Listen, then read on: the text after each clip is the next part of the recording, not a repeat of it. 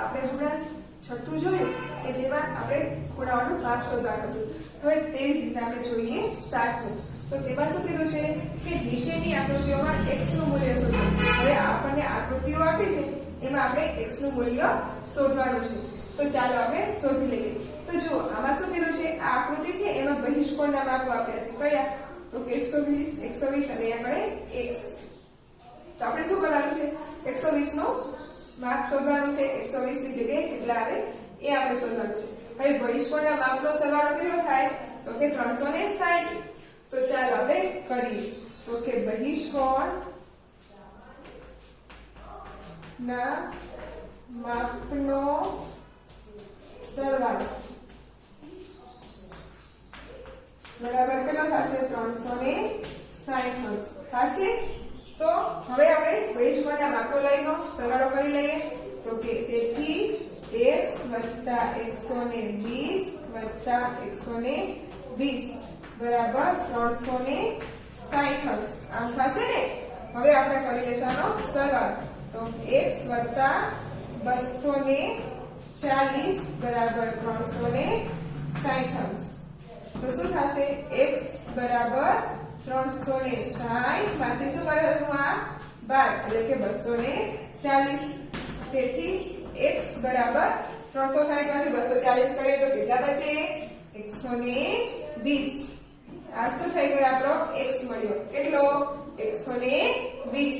તો ફ્રેન્ડ્સ બધાને સમજાઈ ગયો ને? શું કર્યું? તો કે બહિષ્કોણના માપનો સરવાળો કેટલો હોય? 360. એટલે કે ત્રણેય ખૂણાનો સરવાળો બરાબર 360.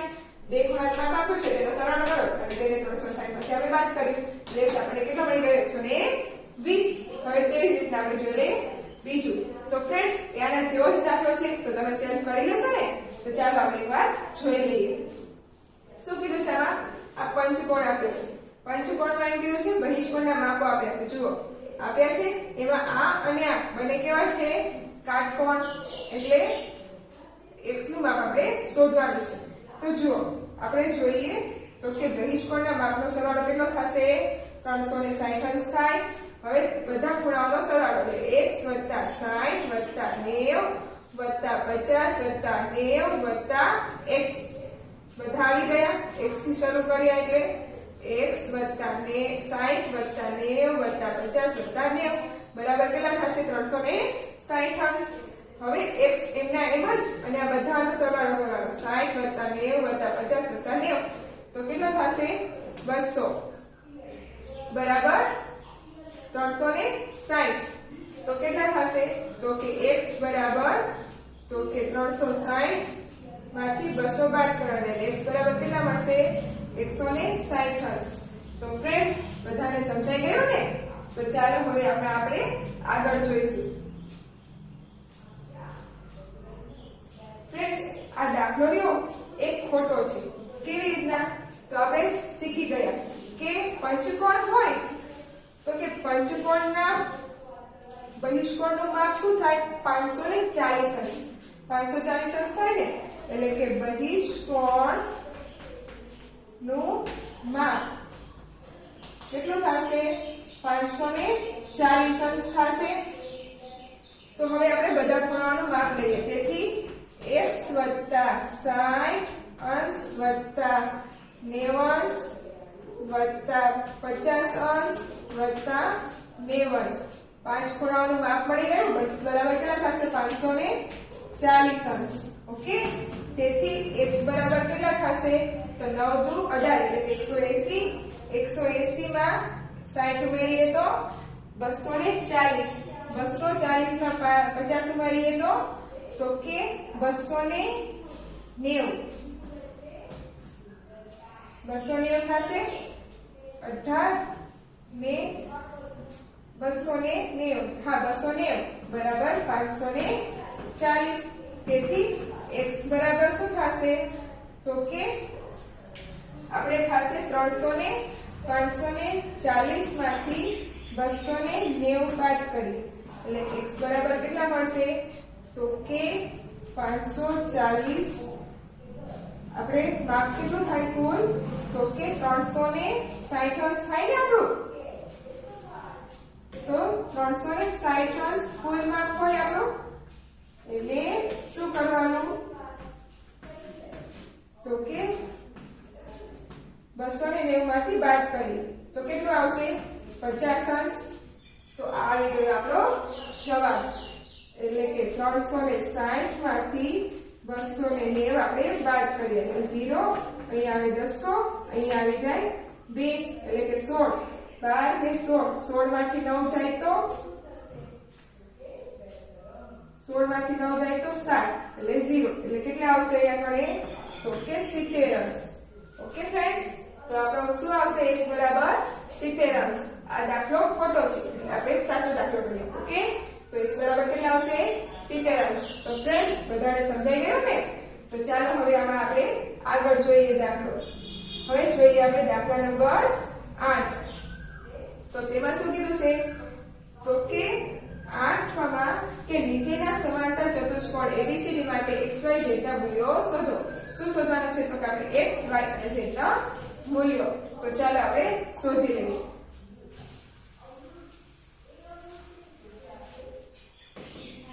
આપણી આકૃતિ આપી છે તેમાં ખૂણો B આપ્યો છે અને ખૂણો D આપ્યો છે એ બંને સામસામે છે તો હંમેશા સામસામેના ખૂણાનું માપ કેટલું થાય સરખું કેમાં તો કે સમાંતર બાજુમાં એટલે કે માપ ખૂણો B બરાબર છે માપ ખૂણો D બરાબર કેટલા આવશે એટલે કે y બરાબર 110 અંશ એટલે y શું મળી ગયો આપણો 110 અંશ તો હવે આપણે જોઈએ આગળ હવે જુઓ આપણને શું કીધું છે કે સમાંતર બાજુ x અને y ના શોધવાના છે તો હવે ખૂણો A અને ખૂણો B બંનેનો જો સરવાળો કરવામાં આવે તો પરત સમાંતર બાજુમાં બાજુના ખૂણાનો સરવાળો કેટલો થાય 180 અંશ તો જુઓ હવે આપણે આને સરવાળો કરીએ એટલે ખૂણો A શું થાય આપણો 50 z એવો ખૂણો થાય ને એટલે તેથી માપ ખૂણો A વત્તા માપ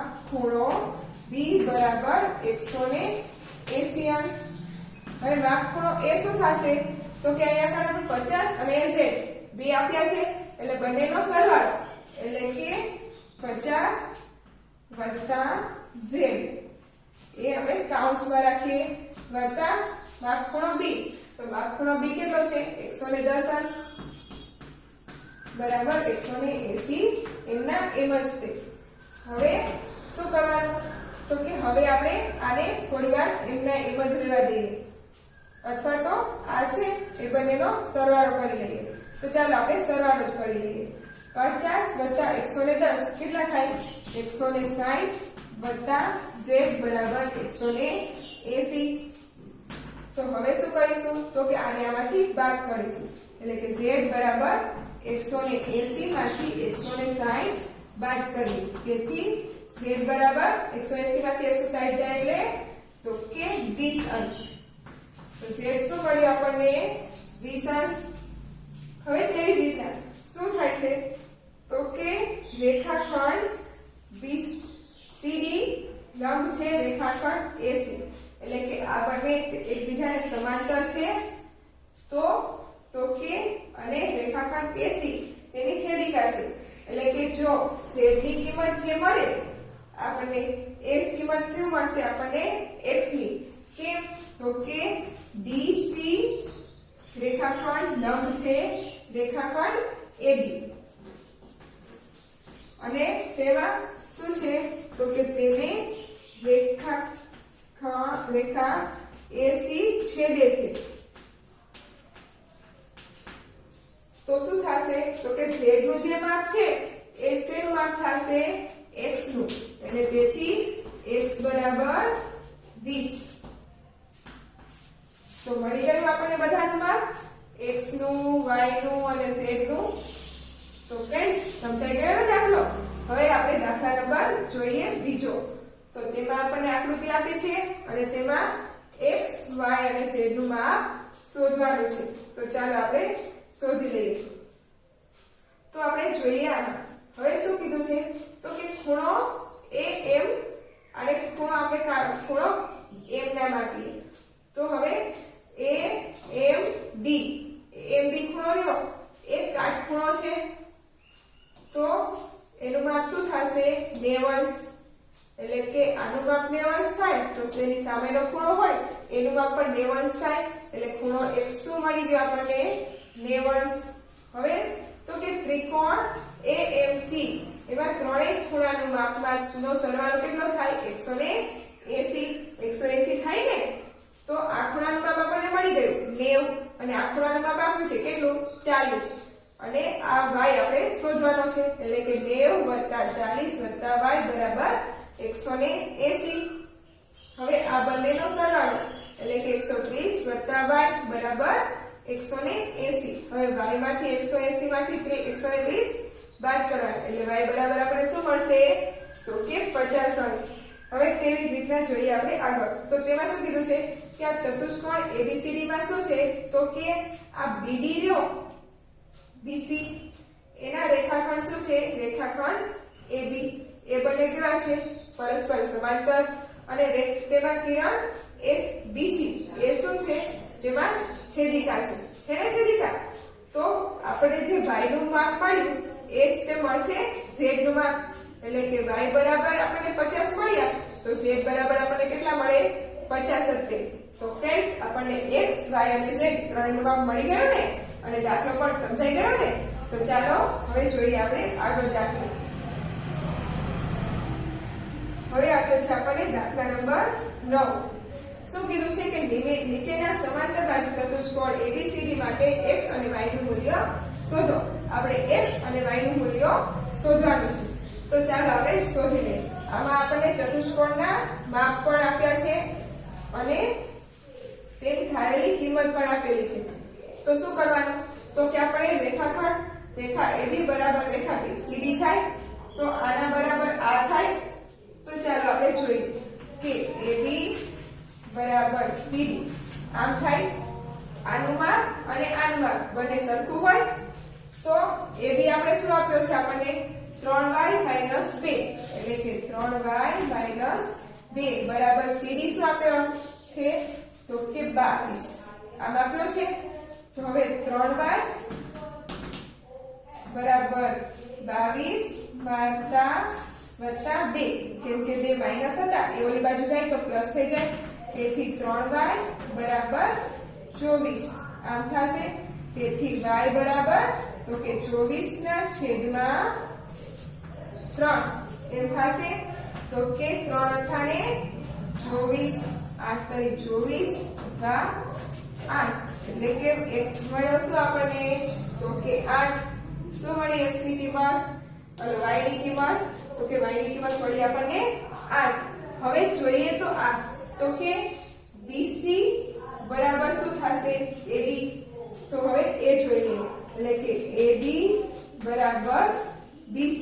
હવે AC શું AD શું છે તો કે 4x બરાબર છે 20 તો કે એ છે 20 એટલે કે x બરાબર શું થશે તો કે 20 ના છેદમાં 4 એટલે કે x બરાબર 4 પંચાને 20 એટલે કે 5। તો x ની કિંમત શું મળી આપણને 5 અને y ની શું મળી તો કે 8। તો ફ્રેન્ડ્સ આ દાખલો તમને બધાને સમજાઈ ગયો ને। શું કર્યું તો કે આ સમાંતર બાજુ ચતુષ્કોણ છે એટલે આ અને આ રેખા બંને કેવી હોય સમાંતર એટલે કે તેમાં આપણે કિંમત મૂકીએ એટલે આપણને y મળી ગયો અને આ રેખા અને આ રેખાનો સામસામે બંને સરખી હોય એટલે તેમાં આપણે મૂક્યું કિંમત એટલે આપણને એ પણ મળી ગયું। તો હવે જોઈએ આપણે દાખલા નંબર બીજો।